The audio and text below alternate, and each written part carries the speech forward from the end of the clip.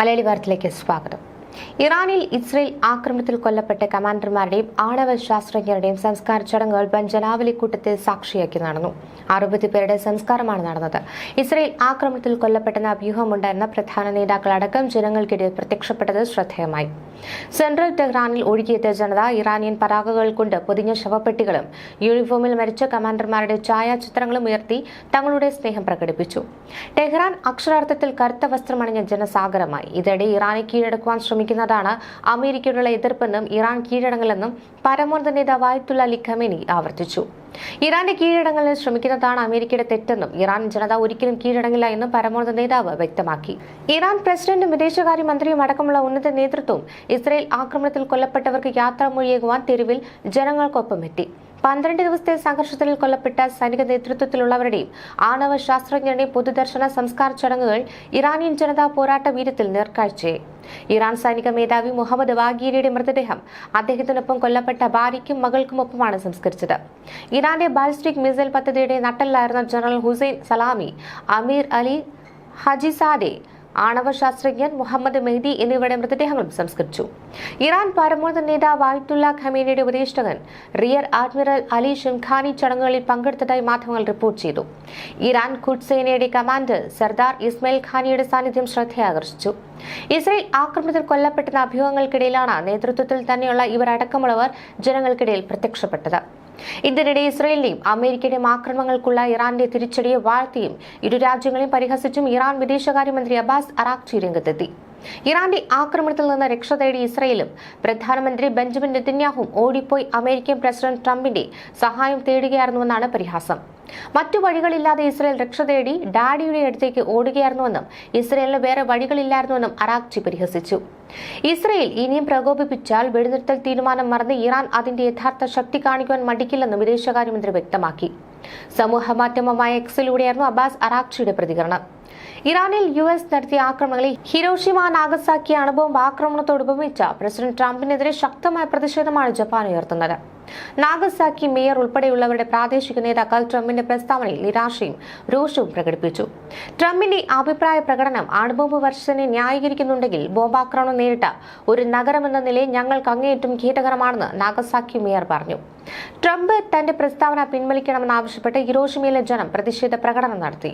ആണവായുധങ്ങളുടെ ഉപയോഗത്തെ ന്യായീകരിക്കുന്ന ഏതൊരു പ്രസ്താവനയും തള്ളണമെന്നും എല്ലാ സായുധ സംഘടനകളും സമാധാനപരമായി പരിഹരിക്കണമെന്നും ആഹ്വാനം ചെയ്യുന്ന പ്രമേയം ഹിരോഷിമ നിയമസഭാംഗങ്ങൾ പാസാക്കി. ആറ്റം ബോംബുകളെക്കുറിച്ചുള്ള തങ്ങളുടെ നിലപാട് ജപ്പാൻ വാഷിംഗ്ടണിനോട് ആവർത്തിച്ചറിയിച്ചിട്ടുണ്ടെന്ന് chief cabinet secretary Hayashi Yoshimasa പറഞ്ഞു. അണുബോംബ് ആക്രമണത്തിൽ നിന്ന് രക്ഷപ്പെട്ടയാളും സമാധാനത്തിനുള്ള നോബൽ സമ്മാന ജേതാവായ അഭിഭാഷക ഗ്രൂപ്പിന്റെ സഹചെയർമാനുമായ നിഹോൺ ഹിരാൻക്യോയുടെ മിമാക്കി തോഷിബിയെയും ട്രംപിനെ വിമർശിച്ചു. കഴിഞ്ഞ ദിവസമാണ് ട്രംപ് മാധ്യമങ്ങളോട് സംസാരിച്ചപ്പോൾ ഇറാനിലെ ആക്രമണം ജപ്പാനിലെ അണുബോംബ് വർഷിച്ചതുമായി താരതമ്യം ചെയ്തത്. ഇതിനിടെ അന്താരാഷ്ട്ര ആണവോർജ്ജ ഏജൻസി തലവൻ റാഫേൽ മരിയാനോ ഗ്രോസിയെ തങ്ങളുടെ പ്രദേശത്ത് പ്രവേശിക്കുന്നത് വിലക്കണമെന്നും ആണവ കേന്ദ്രങ്ങളിൽ നിരീക്ഷണ ക്യാമറകൾ സ്ഥാപിക്കാൻ ഏജൻസി അനുവദിക്കില്ലെന്നും ഇറാൻ വിദേശകാര്യമന്ത്രി ശനിയാഴ്ച പ്രഖ്യാപിച്ചതായി അനഡോലു റിപ്പോർട്ട് ചെയ്തു.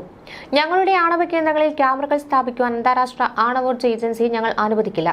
ഏജൻസിയുടെ മേധാവിയെ രാജ്യത്തേക്ക് പ്രവേശിക്കുന്നതിൽ നിന്ന് വിലക്കും, ഇറാനിയൻ ദേശീയ വാർത്താ ഏജൻസിയായ IRNA റിപ്പോർട്ട് ചെയ്ത പ്രസ്താവനയിൽ അബ്ബാസ് അറാഖ്ചി പറഞ്ഞു. ഇസ്രായേലും US-ഉമായും അടുത്തിടെയുണ്ടായ സൈനിക ഏറ്റുമുട്ടലുകളുടെ പശ്ചാത്തലത്തിൽ ഇറാന്റെ ആണവ കേന്ദ്രങ്ങളെ നിരീക്ഷിക്കുന്നതിനെ ചൊല്ലി ഇറാനും UN ആണവ നിരീക്ഷണ ഏജൻസിയും തമ്മിൽ സംഘർഷം വർദ്ധിച്ചു വരുന്ന സാഹചര്യത്തിലാണ് ഈ പ്രഖ്യാപനം. ആണവോർജ്ജ സഹകരണം താൽക്കാലികമായി നിർത്തിവെക്കുന്നതിനുള്ള നിയമം ഇറാൻ പാർലമെന്റ് ബുധനാഴ്ച പാസാക്കിയിരുന്നു.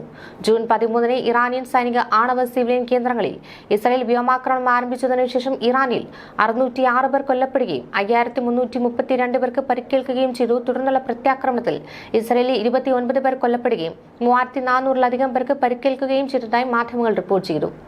ജൂൺ 24 പ്രാബല്യത്തിൽ വന്ന US സ്പോൺസർ ചെയ്ത വെടിനിർത്തലിനെ തുടർന്ന് സംഘർഷം അവസാനിച്ചു.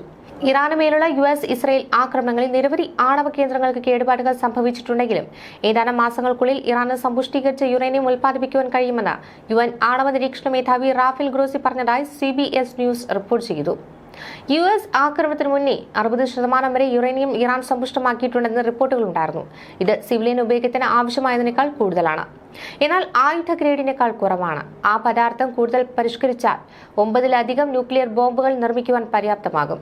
ഇതിനിടെ ഗാസ യുദ്ധം ഉടനടി അവസാനിപ്പിക്കണമെന്നും ശേഷിക്കുന്ന ബന്ദികളെ തിരികെ കൊണ്ടുവരണമെന്നും ആവശ്യപ്പെട്ട് തെല്ലവീവിലെ ഹോസ്റ്റേജസ് സ്ക്വയറിൽ 10,000-കണക്കിന് പേർ അണിനിരന്ന യുദ്ധവിരുദ്ധ പ്രതിഷേധം നടന്നതായി ടൈംസ് ഓഫ് ഇസ്രായേൽ റിപ്പോർട്ട് ചെയ്തു. ഹോസ്റ്റേജസ് ആൻഡ് മിസ്സിംഗ് ഫാമിലീസ് ഫോറത്തിന്റെ കണക്കനുസരിച്ച് 30,000 പേർ പ്രതിഷേധത്തിൽ പങ്കെടുത്തു. അവരെ വീട്ടിലേക്ക് കൊണ്ടുവരിക എന്നെഴുതിയ ബന്ദികളുടെ ചിത്രങ്ങൾ പ്രദർശിപ്പിക്കുന്ന ബോർഡുകളും US പ്രസിഡന്റ് ഡൊണാൾഡ് ട്രംപ് ഇടപെട്ട് യുദ്ധം അവസാനിപ്പിക്കണമെന്ന് ആവശ്യപ്പെടുന്ന ബോർഡുകളുമാണ് പ്രധാനമായും പ്രതിഷേധക്കാർ ഉയർത്തിയത്.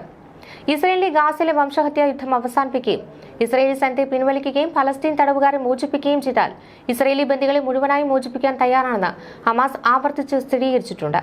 എന്നാൽ ഇസ്രയേൽ പ്രധാനമന്ത്രി ബെഞ്ചമിൻ നെതന്യാഹു ഭാഗികമായ കരാറുകളിൽ ഉറച്ചു നിൽക്കുകയും ഫലസ്തീൻ വിഭാഗങ്ങളുടെ നിരായുധീകരണം ഉൾപ്പെടെയുള്ള പുതിയ വ്യവസ്ഥകൾ ഏർപ്പെടുത്തി കരാറിൽ ഒപ്പിടുന്നതിൽ നിന്ന് ഒഴിഞ്ഞുമാറുകയും ചെയ്യുന്നു. നെതന്യാഹു നിലവിൽ തന്റെ രാഷ്ട്രീയ താൽപര്യങ്ങൾക്കും അധികാരത്തിലുള്ള പിടി നിലനിർത്തുന്നതിനുമായി ഗാസയിൽ വീണ്ടും യുദ്ധം തുടരുന്നതിൽ ഉറച്ചു നിൽക്കുകയാണെന്ന് ഇസ്രയേലി പ്രതിപക്ഷം ആരോപിച്ചു. ഗാസയിൽ 50 ഇസ്രായേലി ബന്ദികളുണ്ടെന്നാണ് തെല്ലവീവ് കണക്കാക്കുന്നത്. ഇതിൽ 20 പേർ ജീവനോടെയുണ്ട്. 10,400-ലധികം ഫലസ്തീനികൾ ഇസ്രായേൽ ജയിലുകളിൽ തടവിലാക്കപ്പെട്ടിട്ടുണ്ട്. പീഡനം, പട്ടിണി എന്നിവയിൽ നിരവധി പേർ മരിച്ചതായി ഫലസ്തീൻ ഇസ്രായേലി മനുഷ്യാവകാശ മാധ്യമ റിപ്പോർട്ടുകളും പറയുന്നു. ഇതിനിടെ ഒരാഴ്ചയ്ക്കുള്ളിൽ ഗാസയിൽ വെടിനിർത്തലുണ്ടാകുമെന്ന പ്രസിഡന്റ് ഡൊണാൾഡ് ട്രംപിന്റെ പ്രഖ്യാപനത്തിന് പിന്നാലെ ഇസ്രായേൽ മന്ത്രി അമേരിക്കയിലെത്തി. സ്ട്രാറ്റജിക് കാര്യമന്ത്രി റോൺ ഡെർമാർ നാളെ വൈറ്റ് ഹൌസിൽ US നേതാക്കളുമായി ചർച്ച നടത്തും. US നിർദ്ദേശപ്രകാരം ഇസ്രായേൽ സുരക്ഷാ സമിതി 2 വട്ടം യോഗം ചേർന്നെങ്കിലും ഗാസയിൽ വെടിനിർത്തുന്ന കാര്യത്തിൽ തീരുമാനമൊന്നും ആയില്ലെന്നാണ് ഇസ്രായേൽ മാധ്യമങ്ങൾ റിപ്പോർട്ട് ചെയ്തത്. പ്രധാനമന്ത്രി ബെഞ്ചമിൻ നെതന്യാഹുവും തീവ്ര വലതുപക്ഷ മന്ത്രിമാരുമായ ബെൻ ഗവീർ, സ്മോട്രിക് എന്നിവരും US സമ്മർദ്ദം മുഖേനയുള്ള വെടിനിർത്തലിനെ എതിർക്കുകയാണ്. സ്വതന്ത്ര ഫലസ്തീൻ രാഷ്ട്രവുമായി ബന്ധപ്പെട്ട ചർച്ചകളോട് ഇസ്രായേൽ സഹകരിക്കേണ്ടതില്ലെന്നാണ് മൂവരുടെയും തീരുമാനം. ഇതിനിടെയാണ് മന്ത്രിയുടെ US സന്ദർശനം. വൈറ്റ് ഹൌസിൽ US നേതാക്കളുമായാണ് റോൺ ഡെമർ ചർച്ച നടത്തുക. ബന്ദികളുടെ മോചനം ഉറപ്പാക്കുവാൻ ഹമാസുമായി കരാർ വേണമെന്ന നിർദ്ദേശം US ഡെർമാർക്ക് മുമ്പാകെ ഉന്നയിക്കും. യുദ്ധാനന്തര ഗാസയുടെ ഭാവി ഉൾപ്പെടെയുള്ള കാര്യങ്ങളും ചർച്ചയാകുമെന്ന് US മാധ്യമങ്ങൾ റിപ്പോർട്ട് ചെയ്തു. വെടിനിർത്തൽ ചർച്ചയിലുടനീളം ഗാസയിൽ ഇസ്രായേൽ ആക്രമണം ശക്തമാണ്. 24 മണിക്കൂറിനിടെ 81 പേരാണ് കൊല്ലപ്പെട്ടത്. 422 പേർക്ക് പരിക്കേറ്റു. അമേരിക്കയുടെയും ഇസ്രായേലിന്റെയും പിന്തുണയോടെ ഗാസ ഹ്യൂമനിറ്റേറിയൻ ഫൗണ്ടേഷൻ നടത്തുന്ന സഹായ കേന്ദ്രങ്ങളിൽ ഭക്ഷണം തേടിയെത്തുന്നവർക്ക് നേരെയും കഴിഞ്ഞ ദിവസം വെടിവയ്പുണ്ടായി. ഗാസയിൽ US പിന്തുണയോടെയുള്ള സഹായ പ്രവർത്തനം സുരക്ഷിതമല്ലെന്ന് UN സെക്രട്ടറി ജനറൽ ആന്റണിയോ ഗുട്ടറൻസ് പറഞ്ഞു. ഇതിനിടെ ഗാസയിലെ പട്ടിണി കിടക്കുന്ന ഫലസ്തീനികൾക്ക് സഹായമായി വിതരണം ചെയ്ത ധാന്യപ്പൊടികൾ അടങ്ങിയ ബാഗുകളിൽ മയക്കുമരുന്ന് ഗുളികകൾ കണ്ടെത്തിയതായുള്ള വെളിപ്പെടുത്തൽ ആശങ്കാജനകമാണെന്ന് അന്താരാഷ്ട്ര സന്നദ്ധ സംഘടനകൾ വ്യക്തമാക്കി. ന്യൂസ് ഡെസ്ക് മലയാളി വാർത്ത.